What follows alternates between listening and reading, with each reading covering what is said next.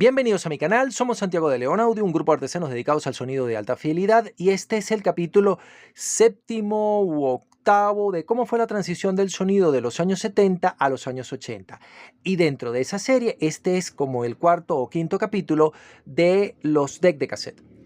Habría que dedicar una serie a la evolución de los platos tocadiscos de los 70 a los 80, de los amplificadores, de los preamplificadores, de las etapas de potencia, pero es muy complicado. Así que solamente vamos a hablar de los amplificadores integrados y de los decks de cassette. Más adelante vamos a repetir esta serie, pero con los altavoces, porque me parece mucho más interesante, pero necesitaría conseguir una pieza de los 70 con todos sus defectos y una pieza de los 80 con todas sus virtudes para que se note.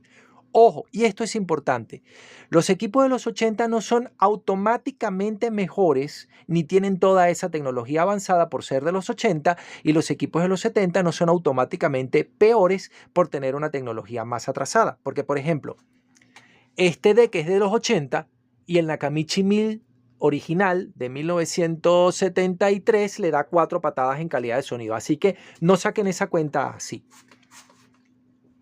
Ahora vamos a ver cómo fue que los fabricantes lograron superar ese sonido oscuro, con falta de brillos, con falta de bajos, con ruido de fondos típico de máquinas como esta, ¿ok? Como el Sony TC, ya equipos así de mesa como el Sony TC186, TC188, TC199, TC204 de la primera generación de los 70, o máquinas como la Yamaha TC511 y TC320 y TC520 que también tienen ese sonido. Al TC520 le tengo dedicado una entrada descriptiva de todo el proceso de restauración y acomodo en mi blog Santiago de León Audio en WordPress.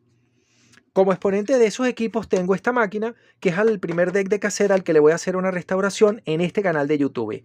Pero hay una restauración muy detallada con ecualización, respuesta en frecuencia y ruido de fondo, con todas las gráficas y todos los análisis del 2013-2014, dedicado al deck de cassettes Akai 730D del catálogo de 1976, que puede ser muy interesante para aquellos que tengan una curiosidad de ir más allá del contenido de esta serie de videos, que no está dedicado a los técnicos, sino que está dedicado a los entusiastas de hi-fi que quieren saber del cómo y del por qué.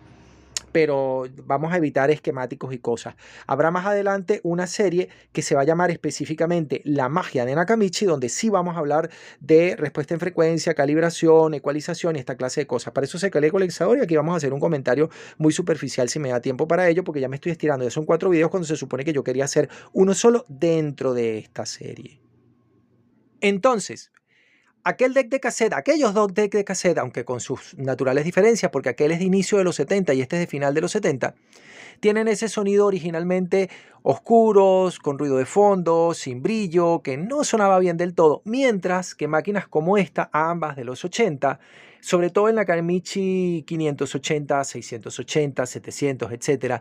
Y ese Pioneer, los Pioneer 750 no tanto, pero el 850 y este STF 950 y el 1000 y el 1250 sí tienen ese nuevo sonido nítido, brillante, detallado, indistinguible del sonido de un CD player con una respuesta en frecuencia que por lo menos llega a los 19 kHz, en el caso del Nakamichi 580 es 582, 680, 682, sí llegamos a los 20, 21, 22 kHz, entonces la única limitación es la calidad de la cinta, pero ya en esta época, en los años 80, habían cintas cassette muy buenas que podían ofrecernos una calidad de sonido excepcional, insisto, indistinguible de un CD player de gama media. Tal vez ante un CD player de gama alta o tal vez ante un reproductor moderno de sonido de alta definición, audio de altísima calidad, convertidores de 24 bits, 96 kHz de frecuencia de muestreo, sí se podría quedar corto un deck de cassette, pero ante un CD player normal o ante un HDCD, un deck de cassette de ciertas prestaciones con una buena cinta y con una buena calibración, que es lo más importante, no tiene nada que envidiarle. Recuerden que este canal recomienda, y en este video se los recuerdo, tengan su fuente digital de sonido, porque es práctica, sencilla, simple, ocupa poco espacio, es poco más grande que un CADI de un disco duro de 3,5 pulgadas de computadora y tal, pero tengan la música en analógico. El analógico no se daña nunca. La vida útil de una cinta pasa a los 15 años. De hecho, puede durar 25 años y seguir sonando perfectamente bien como el día que se grabó. Además de que tener cassettes a mí me parece algo artesanal, nostálgico, hacer las carátulas, calibrar los niveles de grabación. Ya vamos a hablar un poquito de eso. Lo que vamos a hacer ahora es ver estas dos niñas por dentro. Primero la máquina Sony en comparación con la máquina Nakamichi para que ustedes vean cómo cambió el sonido y cómo se consiguió esa calidad de sonido nítida de los años 80 que los decks de cassette, incluso los mejores de los años 70, a excepción del Nakamichi 1000 y el Nakamichi 700, no pudieron lograr. Como mejor ejemplo de los grabadores de cinta de los años 70, utilizaremos este portátil Sony TC152 SD de 1973, pero quiero que sepan que las máquinas que fabricó Yamaha, que fabricó Akai, que fabricó Technics, que fabricó Pioneer, todos eran más o menos este esquema que vamos a comentar. Me refiero en particular a la unidad de transporte. La unidad de transporte era un chasis de hierro galvanizado, igualito lo hizo Nakamichi. Cuando hagamos el video del Nakamichi 1000 verán que la unidad de transporte se parece muchísimo. Un servomotor de corriente continua con transmisión por correa muy simple. Aquí vemos el servo del motor, que es más o menos lo que yo les mostré del Nakamichi 1000. Aquí se los vuelvo a mostrar. Este es el motor del Nakamichi 1000 para transmisión por correa, y aquí está su tarjeta servocontroladora renovada, por eso que tiene condensadores de tantalio nuevo y tal cosa, porque tenía ululación y trémolo marcado porque los condensadores estaban fuera de valor. Esto es lo mismo. La unidad de transporte es de accionamiento mecánico, totalmente mecánico, como ya habíamos mencionado en un capítulo anterior de la serie del Compact Cassette, que no la he terminado, para la gran serie cómo configurar su sistema de sonido de alta fidelidad, tal y tal y tal. Y aquí podemos ver claramente cómo funciona este asunto. Al momento de poner play, empujamos el carro de cabezales junto con el cabezal hacia arriba. El cabezal que utilizaban estas máquinas, ya lo vamos a ver, independientemente del fabricante, aunque esta sea Sony, era un cabezal de ferrita negra. Vamos a ver si aquí que tengo la máquina abierta, ustedes lo pueden apreciar. Eso es un cabezal de ferrita, eso es como un cristal, tiene que ser pulido a calidad de espejo y todavía conserva la calidad de espejo. A pesar de que es un cabezal fantástico, no es el que ofrece la mejor calidad de sonido. Aquí vemos que hay un solo cabestrante, que es este tubo que está acá. El roller, miren que cuando yo presiono, el roller presiona contra el cabestrante. El cabestrante es el que gira a una velocidad tangencial constante y es el que arrastra la cinta a una velocidad constante, haciendo que el cabezal grabador reproductor, porque es un solo cabezal, lea correctamente la cinta. Este es el carrete de toma, perdón, este es el carrete de suministro, este es el carrete de toma y este es el cabezal de borrado. Este esquema básico tiene sus limitaciones, pero también fue usado por Nakamichi. En el 1000 y en el 700 y en el 600, la unidad de transporte es muy parecida a esta, no tiene mayor cosa. Vamos a ver la unidad de Sony, pero vamos a hablar en particular de la electrónica para que vean dónde están los cambios. Ahora vamos a ver el interior de la TCK96R. Aquí hay dos tópicos diferentes que son lo siguiente. La unidad de transporte y el diseño de esta máquina es de los años 80, pero la electrónica es de los años 70 y por eso suena a deck de los años 70. Voy a comentarles la unidad de transporte porque por eso les mostré la parte anterior en la que sí vimos cómo era una unidad de los años 70, porque esta es una unidad de transporte de los años 80. Veamos qué tiene este equipo. Aquí está el transformador y la tarjeta de control y fuente de alimentación, que es estabilizada y de bajo ruido, típico de los 80, en los 70 no se hacía así. Aquí tenemos la unidad controladora de los motores, es decir, la tarjeta de servo. Y acá tenemos esto que está acá, es propiamente la unidad de transporte muy sofisticada. No nos vamos a dedicar a esto porque después habrá un comentario respecto de ella. Lo que nos interesa está en esta tarjeta. Esta tarjeta es la unidad de amplificación. Como este equipo tiene las dos cosas en el mismo chasis, pues una está al lado de la otra. Menos en un deck Technics que se llama RSM 9900, donde la unidad de transporte y la unidad de amplificación sí están por separado. Este es un diseño igualito a la TCK5 y a la TCK6. Es un diseño de los años 70 y vamos a ver cuáles son sus defectos y sus limitaciones. Primero lo que nos dice el fabricante. Acá está. Este es el manual de servicio de la Sony TCK96R y aquí están las especificaciones del fabricante. Sony alega que su máquina puede dar una respuesta en frecuencia nominal de 20 Hz a 18 kHz, que en realidad es de 30 Hz a 16 kHz más o menos 3 decibeles, o lo mismo bajo la norma DIN, de 30 Hz a 15 kHz para cinta de dióxido de cromo más o menos 3 decibeles, lo que da un cassette más barato y más sencillo, y de 30 Hz a 13 kHz para cinta normal, que es un rendimiento bastante pobre. Pero ¿por qué este monstruo de equipo tiene un desempeño tan triste?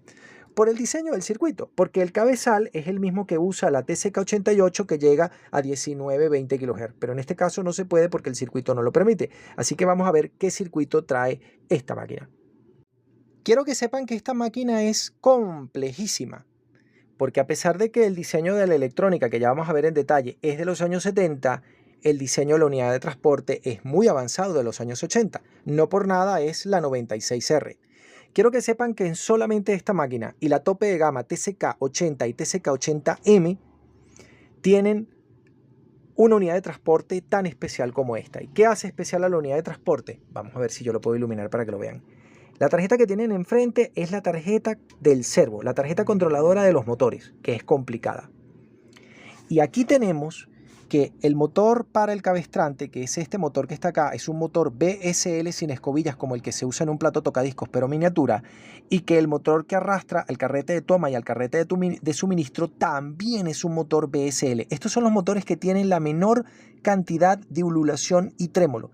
Además de que, por supuesto, los volantes inerciales, vamos a ver si se puede apreciar acá, son gigantescos. Los volantes son enormes. Muy diferente, por ejemplo, del pequeño motor que trae esta máquina, que bueno, en este caso se justifica que sea un solo motor porque es una máquina portátil que debería consumir el mínimo de batería. El volante inercial es pequeñito porque se ha ahorrado peso, pero esta unidad de transporte la tenían prácticamente igual Yamaha, Pioneer y Sony en los equipos de sobremesa, es decir, no hicieron grandes unidades de transporte. Las grandes unidades de transporte son de los años 80, pero esto no es lo que nos interesa ahorita. Lo que nos interesa es la unidad de amplificación. Y la unidad de amplificación está en esta tarjeta y ya se las voy a mostrar. Ahora tenemos la tarjeta de la unidad de amplificación del TCK96R. Como se darán cuenta, Sony ha dispuesto un chasis inteligente en el cual con simplemente retirar una tapa es suficiente para que podamos tener acceso a la tarjeta y hacer el mantenimiento, las correcciones o las calibraciones que corresponda. Sin que entiendan nada de este circuito, quiero que noten los siguientes aspectos. Número 1. Todo está diseñado con transistores discretos. Aquí lo que hay son puros transistores sueltos. Estas cositas negras de 3 paticas son transistores sueltos. No hay circuitos integrados, no hay piezas avanzadas ni sofisticadas. Todo está hecho con transistores sueltos. Este es un diseño típico de los años 70. La otra cosa que van a ver y que es interesante es que la conmutación para grabar y para reproducir se hace con una galleta. ¿Okay? Esta galleta es accionada por el mecanismo desde acá. Mírenla. Así se pasa de grabar a reproducir.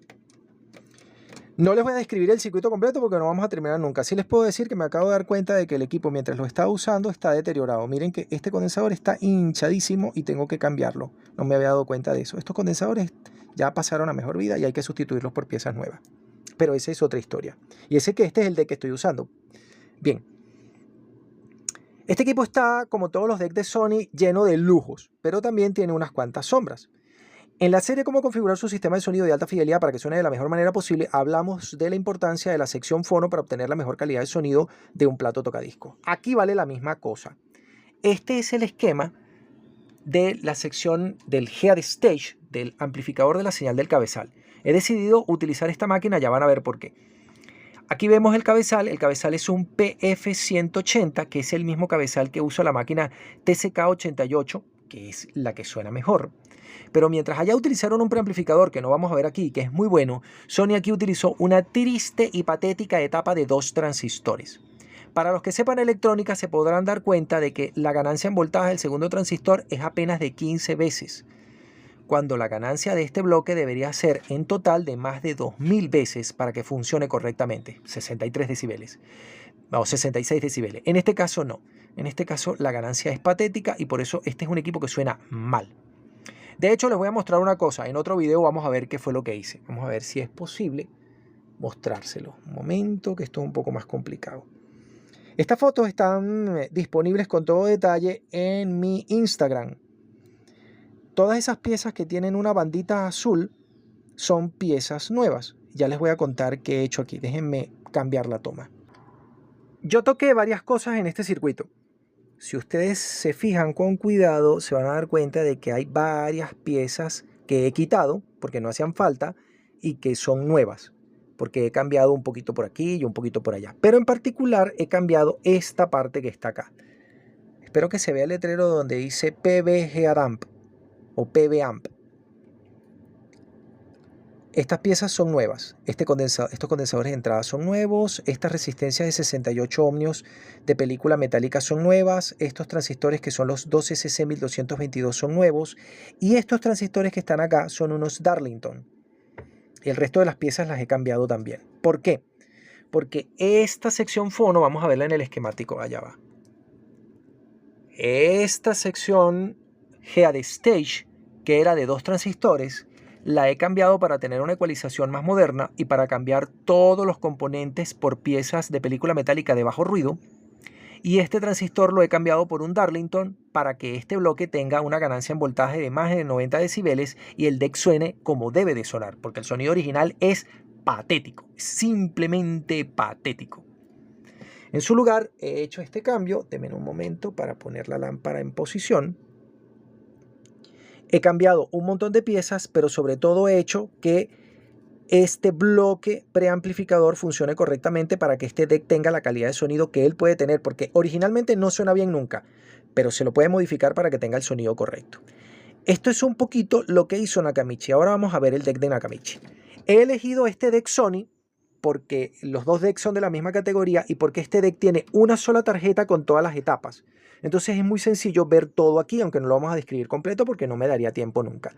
Ahora vamos a ver cómo es por dentro del 580. Ahora vamos a ver el interior del Nakamichi 580.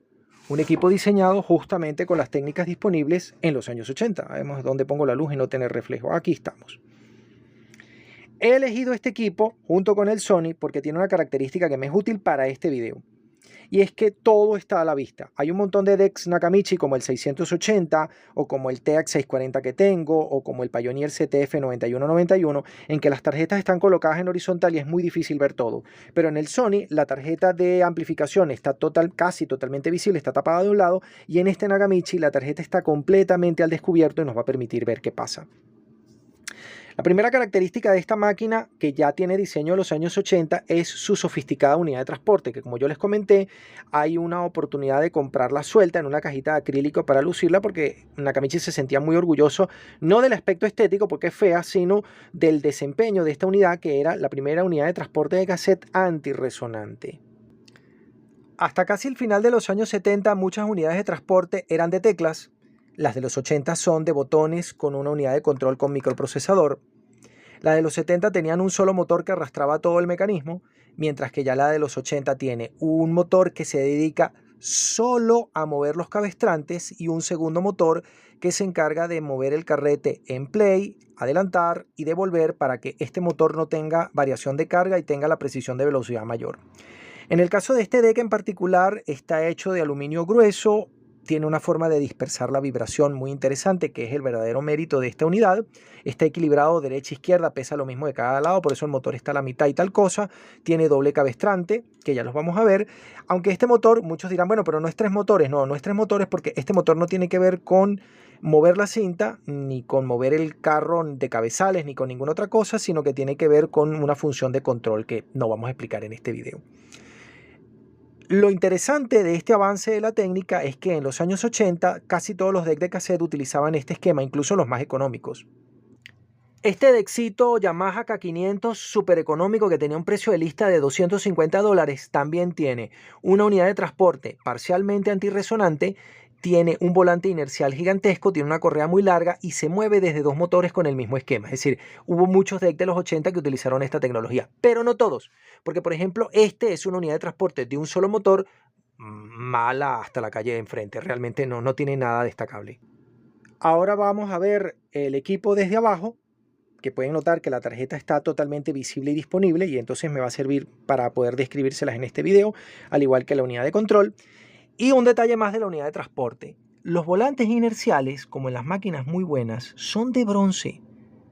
Los dos volantes inerciales en esta máquina son de bronce y los mueve exclusivamente este motor. Este motor no hace otra cosa que mover estos dos volantes inerciales que funcionan de modo antirresonante y van tensando la cinta a medida que avanza para obtener el mejor rendimiento de ella. Esto es una técnica muy interesante porque justamente corrige el trayecto de la cinta. El otro motor se dedica a otras funciones. En el siguiente video vamos a ver una descripción del circuito para no pasarme de los 20 minutos y será la última parte en la que analizaremos el formato compact cassette como fuente de sonido y su transición de los 70 a los 80. Desde Santiago de León de Caracas, saludos y suerte.